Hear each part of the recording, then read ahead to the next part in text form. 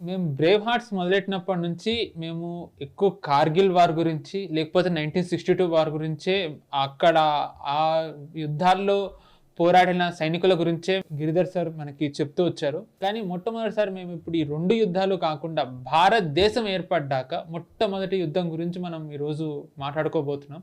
మామూలుగా చెప్పాలంటే సైనికులు ఎంతన్నా పోరాడతారు, కానీ ఆ సైనికులకి ప్రభుత్వం నుంచి సాయం రాకపోతే వాళ్ళ పోరాటం వృధా అవుతుంది అనడానికి ఇప్పుడు మనం చర్చించుకోబోయే సైనికుల ఆయన గాథ, ఆయన పడ్డ బాధే ఒక ఉదాహరణ. ఆయనే కల్నల్ థాపా. ఆయన ఎవరు, ఆయన చేసిన పోరాటం ఏంటి, ఆ పోరాటంలో ప్రభుత్వ సాయం లేకపోవడం వల్ల ఆయనకి జరిగిన నష్టం ఏంటి, దాని ద్వారా దేశానికి అది ఎలా లాస్ అయిందో గిరిధర్ గారు చెప్తారు. సార్, ఎవరి కల్నల్ థాపా? ఆయన వీరోచిత పోరాటం గురించి మనం ఎంత చెప్పుకున్నా తక్కువే. కానీ ఆయనకి ప్రభుత్వం నుంచి సాయం సరైన సమయంలో అందకపోవడం వల్ల కేవలం ఆయనే కాకుండా ఆయన బ్యాచ్ కానివ్వండి, దేశం కూడా ఎలా నష్టపోయింది, దీని నుంచి మనం ఏం నేర్చుకోవాలి? ఆయన రిటైర్ అయ్యేసరికి ఆయన బ్రిగేడియర్గా రిటైర్ అయ్యారు. సరే, ఆయన కల్నల్ థాపా అని ఎందుకు పిలుస్తున్నామంటే ఆయన అతి కీలకమైన యుద్ధం ఆయన చేసిన యుద్ధంలో అప్పుడు ఆయన ఉన్నటువంటి డెసిగ్నేషన్ లెఫ్టినెంట్ కల్నల్గా ఉన్నారు కాబట్టి ఆయన కల్నల్ థాపా అని పిలుచడం తప్పలేదు. ఆయన షేర్ బహదూర్ జంగ్ థాపా ఆయన పూర్తి పేరు. ఆయన మనకు హిమాచల్ ప్రదేశ్లో పుట్టారు ఆయన. కానీ ఆయన హాకీ ప్లేయర్గా ఉండేవారు. ఆయనకున్నటువంటి నైపుణ్యము అది చూసి ఒక British officer, captain Douglas Gracie అన్నటువంటి ఒక బ్రిటిష్ ఆఫీసర్ ఆయనను జమ్మూ కాశ్మీర్ అప్పుడు ఉన్నటువంటి రాజా హరిసింగ్ సైన్యంలో ఆయన్ని ఒక సైనికుడిగా చేర్చడం జరిగింది. ఆయన దాని ఆఫీసర్గా ఎదగడం, అక్కడ ఆయన కల్నల్గా ఆయనకు ప్రమోషన్ రావడం ఇవన్నీ జరిగినాయి. 1947లో ఎప్పుడైతే విభజన జరిగిందో, ఆ విభజన జరగంగానే మనకు తెలుసు ఘటనలు ఏమేమి జరిగాయో. ఘన్సారా సింగ్ అని చెప్పేసి ఒక గవర్నర్ని రాజా హరిసింగ్ గిల్గిట్ ఏజెన్సీకి పంపించారు. ఆయన గిల్గిట్ ఏజెన్సీ అంతకంటే ముందర బ్రిటిష్ అధీనంలో ఉండింది. అది 15 ఆగస్ట్ వీళ్ళు ట్రాన్స్ఫర్ ఆఫ్ పవర్ చేసినప్పుడు దానికంటే 15 రోజుల ముందర 1 ఆగస్ట్ వాళ్ళ అధీనంలో ఉన్న ప్రాంతాలన్నీ కూడా మళ్ళీ రాజా హరిసింగ్కి వాపస్ చేశారు. గిల్గిట్ ఏజెన్సీ కూడా రాజా హరిసింగ్కి వచ్చింది. రాగానే ఆయన ఏం చేశారంటే ఆ ప్రాంతంలో ఆయన గవర్నర్ ఘన్సారా సింగ్ని పంపించడం జరిగింది.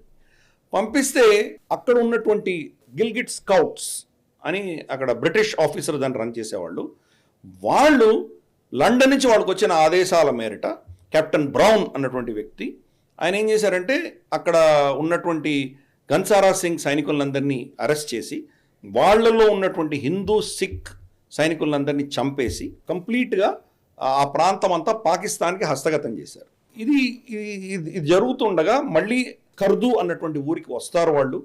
స్కర్దు అన్నది మనకు లదాఖ్ ప్రాంతంలోనే ఒక ఏరియాలో ఉన్నది అది స్కర్దు. కాబట్టి ఆ ప్రాంతానికి వీళ్ళు అటాక్ చేసేటువంటి ప్రమాదం ఉంది అని చెప్పేసి వార్నింగ్ ఇవ్వగానే మనకు ఈయన share Bahadur Thapa, colonel share Bahadur Thapa గారు లే నుంచి బయలుదేరి ఆయన మంచు, అక్కడ ఏం రోడ్లు లేవు, ఏమీ లేవు, నడక బాటన ఆయన 23 నవంబర్ 1947లో బయలుదేరి వెళ్తే 2 డిసెంబర్కి ఆయన స్కర్దు చేరుకున్నారు. స్కర్దులో దాన్ని అస్కర్దు అంటారు, స్కర్దు అంటారు.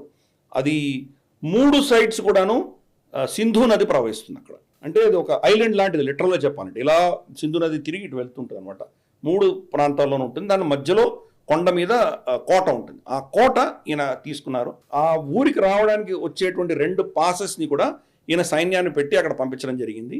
ఆ సైనికులలో ముస్లిం ఆఫీసర్ ఉన్నటువంటి సైనికుడు పాకిస్తాన్ సైన్యంతో వస్తున్నటువంటి గిల్గిట్ స్కౌట్స్ ఎవరైతే ఉన్నారో వాళ్ళతో కలిసిపోయి తన సొంత సైన్యంలో ఉన్నటువంటి కల్నల్ థాపాకి విధేయులుగా ఉన్న వాళ్ళని చంపేయడం జరిగింది. దాంతో ఇంకా మిగతా ఏదైతే కాలం ఈయన అంటే నాన్ ముస్లిం కాలం ఎవరైతే ఉన్నారో వాళ్ళందరూ కూడా చనిపోవడం జరిగింది. కానీ కల్నల్ థాపా మాత్రం ఆయనకు ఉన్నటువంటి లిమిటెడ్ రిసోర్సెస్, ఆయనకు ఉన్నటువంటి తక్కువ మందు సామాగ్రి కావచ్చు, ఆహారం కావచ్చు, నీళ్లు కావచ్చు, వీటితోటి ఆయన స్కర్దు ఫోర్ట్లో ఆయన దాన్ని పటిష్టంగా ఆయన ఉండగలిగారు. ఆయనకు సహాయం పంపించడానికి భారత సైన్యం చాలా ప్రయత్నం చేసింది. కానీ మనకు కార్గిల్ దాటి ముందరకు వెళ్ళలేనటువంటి పరిస్థితి. ఇక్కడ మొత్తం పాకిస్తానీ ఆర్మీ వచ్చేయడంతో వీళ్ళు వెళ్ళలేకపోయారు. ఎయిర్ డ్రాపింగ్ చేద్దామని ప్రయత్నం చేసినా కానీ చాలా కఠినమైనటువంటి ప్రాంతం అది కొండ ప్రాంతం. అక్కడ కనుక వాళ్ళు ఫైర్ చేశారంటే అక్కడ పారాషూట్ కూడా పడితే కూడా కొండలో పడి చనిపోయేటువంటి పరిస్థితి. కాబట్టి ఎక్కువ చేయలేకపోయారు. 1-2 అటెంప్ట్స్ చేసినా కానీ వాళ్ళు వేసినటువంటి ఆహార సామాగ్రి కానీ మందు సామాగ్రి కానీ కోటలు కాకుండా బయట కూడా పడ్డాయి. దాంతో నిజంగా సహాయం రాలేకపోయింది. అయినా వాళ్ళు 6 నెలల పాటు వీళ్ళని ఆపగలిగారు. ఈ పాకిస్తాన్ సైన్యాన్ని, గిల్గిట్ ప్రాంతం నుంచి వచ్చిన స్కౌట్స్ వీళ్ళందరినీ కూడాను 6 నెలలు ఆపగలిగారు. 6 నెలల తర్వాత వాళ్ళ దగ్గర ఆహారం లేక, మందు సామాగ్రి, యుద్ధం చేయడానికి మందు సామాగ్రి లేక ఉన్న పరిస్థితుల్లో ఇక్కడి నుంచి భారతదేశం నుంచి వాళ్ళకి మెసేజ్ వచ్చింది, మీరు ఇంకా సరెండర్ అయిపోండి అని చెప్పిన తర్వాత, మేము మిమ్మల్ని వచ్చి రక్షించలేము అని స్పష్టంగా చెప్పిన తర్వాత అప్పుడు సరెండర్ అయ్యారు. ఎప్పుడైనా కానీ యుద్ధంలో ఎవరైనా సరెండర్ అయితే వాళ్ళని చంపరు, వాళ్ళని యుద్ధ ఖైదీలుగా తీసుకుంటారు. ఇది జెనీవా కన్వెన్షన్ ప్రోటోకాల్. కానీ ఒక పైశాచిక సైన్యం పాకిస్తాన్ది కాబట్టి అక్కడ ఉన్నటువంటి అందరినీ కూడా వాళ్ళ కుటుంబాలతో సహా అందరినీ చంపేసి, హిందువుల సైనికులందరినీ చంపేసి, అతి కిరాతకంగా వాళ్ళందరినీ చంపేసి, ఒక కొల్లల తాపాన్ని మాత్రం బాగా గాయపరిచి ఆయనకు సంబంధించినటువంటి ఆర్డర్లీ అంటారు, ఆయనకు సపోర్ట్గా ఉన్నటువంటి సెక్రటరీ లాంటి వీళ్ళిద్దరినీ మాత్రం ఒక గుర్రం మీద పెట్టి కార్గిల్ సైడ్కి వదిలేస్తారు వాళ్ళు. సో వాళ్ళు చాలా గాయాలు తగిలి భారతదేశానికి రావడం జరిగింది. అది స్కర్దు యుద్ధం అన్నది మన చరిత్రలో ఓడిపోయిన యుద్ధం, కానీ చాలా కీలకమైన యుద్ధం. 6 నెలల పాటు వీళ్ళని ఎలా ఆపగలిగారు అన్నది ఒక పెద్ద గొప్ప విషయం. అది ఈ యొక్క యుద్ధానికి సంబంధించి ఆయన చేసినటువంటి వీరోచితమైనటువంటి పోరాటం కావచ్చు, ఆయన చేసినటువంటి ఏదో స్టాండ్ ఆఫ్ చేయగలిగారో దానికి ఆయనకి 2వ most highest military award Mahavir చక్ర ఆయనకి ఇవ్వడం జరిగింది. అది తర్వాత ఆయన ఆర్మీలో 57లో ఇండియన్ ఆర్మీలో ఆయన ప్రమోషన్ అయ్యి ఫైనల్గా 1960లో ఆయన రిటైర్ అయ్యారు. 1960లో రిటైర్ అయ్యారు బ్రిగేడియర్గా. కానీ ఈ యొక్క స్కర్దు యుద్ధం అన్నది మనం ఎవరు చరిత్ర పుటాల్లో ఎవరు చెప్పరు, దాని గురించి కంప్లీట్గా మర్చిపోయాం మనం. ఇప్పటికి కూడా అక్కడ స్కర్దు ప్రాంతంలో ఉన్నటువంటి గ్రామాలలో ఒక ఆనవాయితీ ఉన్నది. ఠగ్ అంటారు, అంటే మన నాన్ లాంటిదే గట్టిగా ఉన్నటువంటి రొట్టెలు. వాళ్ళ ఇళ్లలో వాళ్ళు తినేదానికంటే కూడా 4-5 ఎక్కువ చేసి పెట్టుకుంటారట స్త్రీలు.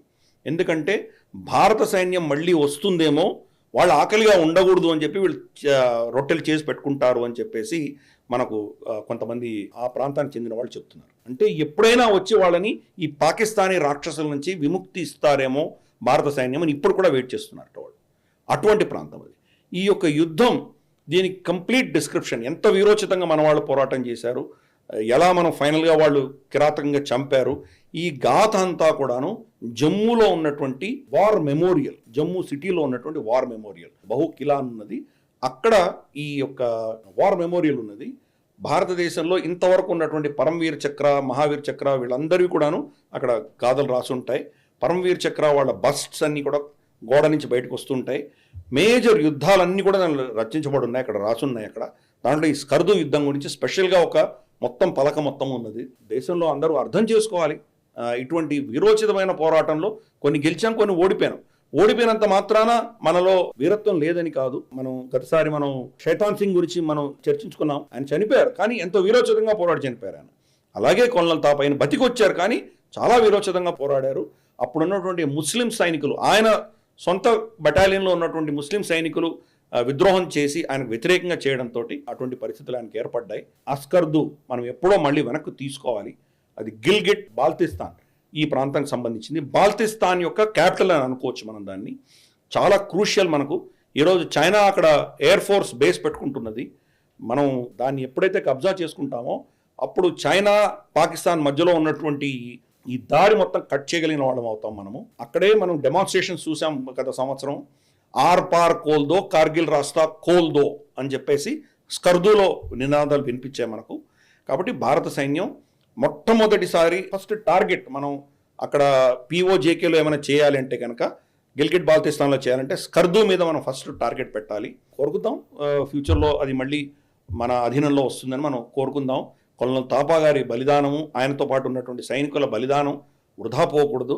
దానికి ఎప్పుడో ఒకప్పుడు మాత్రం వాళ్ళకి శాంతి చేకూరే దిశగా దాన్ని మళ్ళీ మనం రీక్యాప్చర్ చేయాలని మనం కోరుకుందాం. కరెక్ట్ సార్, మీరు అన్నట్టు గనక మనం ఫస్ట్ దాన్ని గనక రీక్యాప్చర్ చేసుకోగలిగితే అదే మనం ఆయనకి ఇచ్చే నివాళి అనుకోవాలి. ఎందుకంటే అంతకంటే ఇంకా ఎవ్వరు ఏమీ చేయలేరు. ఆయనని గుర్తుపెట్టుకోవడం, ఇలాంటివి వచ్చినప్పుడు ఆయన స్మరించుకోవడం, పిఓజేకేలో ఫస్ట్ దాన్ని తీసుకోవడం తప్ప.